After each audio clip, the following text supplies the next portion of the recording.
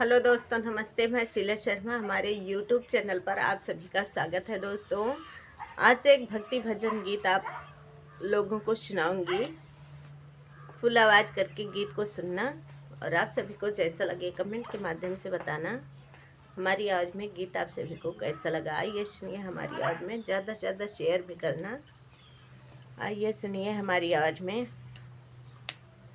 भोला सूतल बाड़ी नींद में जगाई कैसे, भोला सूतल बाड़ी नींद में जगाई कैसे, भोला सूतल बाड़ी नींद में जगाई कैसे। गंगा जमुनवा से जल भरी लाए, गंगा जमुनवा से जल भरी लाए, बिना आदेश के चढ़ाई कैसे, बिना आदेश के चढ़ाई कैसे, भोला सूतल बड़ी नींद में जगाई कैसे, भोला सूतल बड़ी नींद में जगाई कैसे, भोला सूतल बड़ी नींद में जगाई कैसे।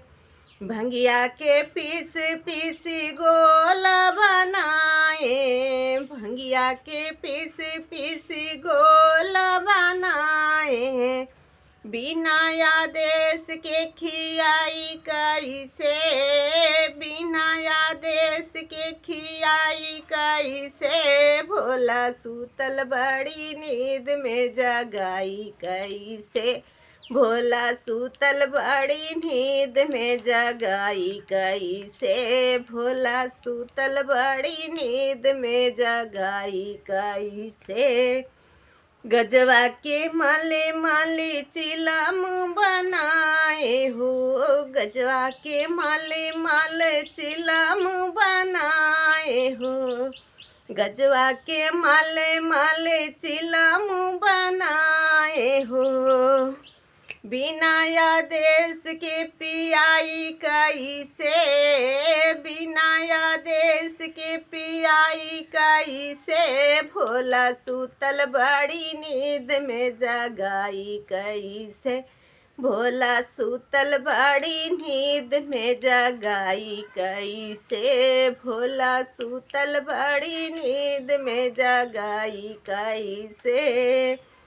बनिया के घर से मैं मेवा मिश्री लियाए, बनिया के घर से मैं मेवा मिश्री लियाए, बिना आदेश के खियाई कैसे, बिना आदेश के खियाई कैसे, भोला सूतल बड़ी नींद में जगाई कैसे, भोला सूतल बड़ी नींद में जगाई कैसे, भोला सूतल बड़ी नींद में जगाई कैसे।